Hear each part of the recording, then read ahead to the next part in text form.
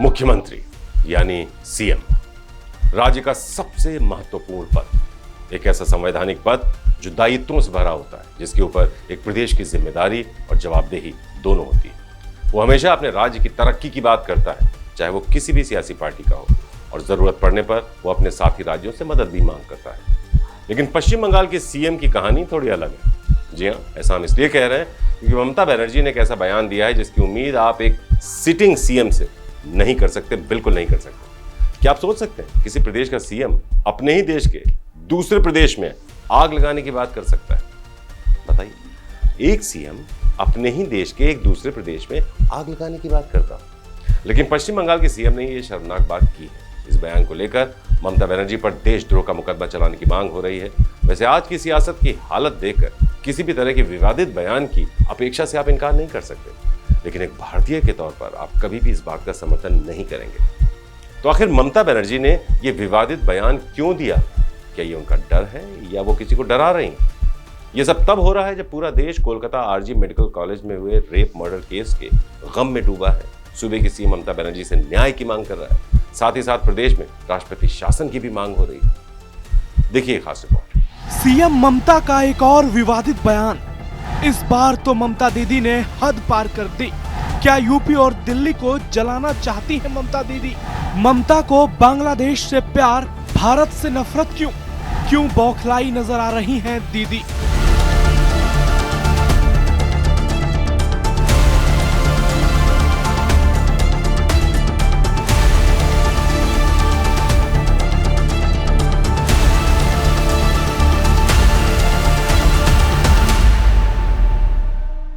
तारीख 28 अगस्त, स्थान कोलकाता, अवसर टीएमसी छात्र यूनियन का स्थापना दिवस और सीएम ममता का विवादित बयान।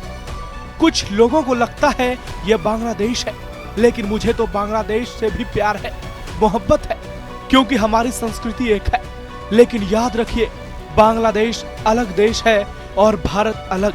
मोदी बाबू कोलकाता रेप मर्डर केस में बीजेपी का इस्तेमाल कर आग लगाने का काम कर रहे हैं। लेकिन आप कान खोलकर सुन लीजिए, अगर आपने बंगाल को जलाने की कोशिश की तो दिल्ली भी जलेगा, यूपी में भी आग लगेगा, बिहार, झारखंड, असम और उड़ीसा भी जलेंगे और हम आपकी कुर्सी गिरा देंगे। चौंकिए मत, ये बयान किसी आतंकवादी या नक्सली का नहीं, बल्कि देश की उस अहम राज्य की सीएम का है जिसका एक अनोखा इतिहास रहा है, जिसने देश की आजादी के लिए लाखों जानों की कुर्बानी दी है, जो बांग्लादेश की सीमा से लगा है। और बांग्लादेश का हाल आजकल क्या है वो आप भली भांति जानते हैं। लेकिन ममता तो ममता है। पूरा देश उनसे RG medical rape murder case में आरोपियों के खिलाफ स्टैंड लेने की उम्मीद कर रहा है। लेकिन इतनी बड़ी घटना होने के बावजूद अब तक उन्होंने आरोपियों के खिलाफ एक शब्द नहीं बोला। बीजेपी उन पर अपराधियों के समर्थन का आरोप लगा रही है, न्याय की मांग कर रही है। लेकिन सत्ता का गुमान ऐसा है कि देश के राज्यों को जलाने की बात लाखों लोगों के सामने पश्चिम बंगाल की सीएम ममता बनर्जी कर रही है। ममता के इस विवादित बयान की हर ओर कड़ी निंदा हो रही है। हालांकि इंडी गठबंधन में उनके साथियों का मुंह अब तक बंद है, लेकिन बीजेपी ने ममता सरकार के खिलाफ मोर्चा खोल दिया है। पहले बंगाल बंद किया, जिसका बड़ा असर भी देखने को मिला, और अब बीजेपी के प्रदेश अध्यक्ष सुकांता मजुमदार ने केंद्रीय गृह मंत्री अमित शाह से सीएम ममता के खिलाफ बड़ी कार्रवाई की मांग करते हुए उन पर देशद्रोह के तहत मुकदमा चलाने की मांग की है। वहीं बीजेपी सरकार में अहम सहयोगी जेडीयू ने भी बंगाल के हालात को गृह युद्ध जैसी स्थिति करार दिया है। देश में बड़े पैमाने पर बंगाल में राष्ट्रपति शासन लगाने की मांग हो रही है और ये सब ममता पचा नहीं पा रही है। हालांकि ये बात सोचने वाली है कि हिंदुस्तान जैसे देश में अगर कोई राजनेता किसी राज्य को जलाने की बात कर रहा है तो उसकी मंशा क्या है, वो चाहता क्या है। तो सियासी दिग्गजों का यही मानना है कि बंगाल में कुछ भी हो जाए, बड़ी से बड़ी घटना हो जाए, लेकिन ममता की शख्सियत और सम्मान पर आंच नहीं आनी चाहिए। इसके लिए वो शाम, दाम, दंड और भेद किसी भी चीज का इस्तेमाल कर सकती है, ये बीजेपी का कहना है। कहा यह भी जा रहा है कि ये ममता की बौखलाहट है। जिस तरह से बीजेपी बंगाल में उनको लगातार टक्कर दे रही है, 3 बार सत्ता में आने के बावजूद उनको बतौर प्रधानमंत्री अपना भविष्य नजर नहीं आ रहा। उन पर शिक्षक भर्ती समेत कई बड़े घोटालों का आरोप लगा है और हाल ही में हुए आरजी रेप मर्डर केस में पहले सुप्रीम कोर्ट और फिर देश की महामहिम राष्ट्रपति की कड़ी टिप्पणी कि बस अब बहुत हो गया से ममता बौखला गई है। उनके मन में सत्ता खिसकने का डर सता रहा है, इसलिए उनकी खीज उनके शब्दों के जरिए बाहर आ रही है। लेकिन दोस्तों, क्या हमारे देश से बढ़कर किसी सीएम का सम्मान और उसकी प्रतिष्ठा हो सकती है? तो इसका सीधा, सटीक और साफ जवाब है नहीं, कभी नहीं। देश में ममता बनर्जी की तरह 27 और राज्यों में भी सीएम है, लेकिन किसी ने ऐसा विवादित बयान कभी नहीं दिया। और फिर ममता बनर्जी सभी सीमा रेखाओं को लांघते हुए उन्होंने इतना बड़ा विवादित बयान दिया।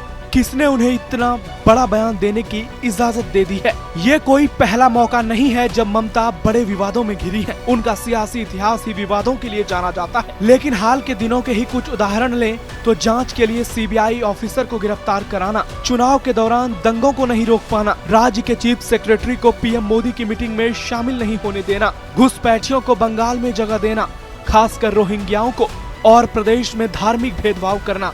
ऐसे सैकड़ों आरोप हैं पश्चिम बंगाल की सीएम ममता बनर्जी पर। हर दिन पश्चिम बंगाल में रेप, मर्डर, लूट, जमीन कब्जाने, निर्दोषों के घर जलाने के सैकड़ों मामले सामने आते हैं। उनकी पार्टी टीएमसी के कार्यकर्ताओं पर गंभीर आरोप लगते हैं, लेकिन तब ममता खामोश हो जाती हैं। संदेश खाली मामले पर उनके करीबी शाहजहां शेख पर इतने बड़े आरोप लगते हैं, तब भी वो खामोश रह जाती हैं। लेकिन कोई उनसे सिर्फ अपराधियों पर कार्रवाई की मांग कर ले तो वो उसे न सिर्फ धमकाती हैं, बल्कि पूरे राज्य को ही जलाने की बात करती हैं। लेकिन ये लोकतंत्र है, ऐसे में उन्हें बहुत सोच समझकर कोई भी बड़ा और विवादित बयान देना चाहिए, क्योंकि वो जिन राज्यों को जलाने की बात कर रही हैं, उनके पीएम पद का ख्वाब तभी पूरा होगा जब ये राज्य ममता को स्वीकार करेंगे। और क्या इन राज्यों के लोग इन बयानों के जरिए ममता को भविष्य में स्वीकारेंगे? इस बात की संभावना भारत जैसे दुनिया के सबसे बड़े लोकतंत्र में फिलहाल तो नहीं दिखती है। ब्यूरो रिपोर्ट, श्रेष्ठ यूपी। यूपी की हर खबर देखने और उनसे अपडेट रहने के लिए हमारे चैनल श्रेष्ठ यूपी को सब्सक्राइब और लाइक करें। साथ ही बेल आइकन को दबाना ना भूलें, जिससे हमारे हर वीडियो की जानकारी आप तक पहुंचती रहे।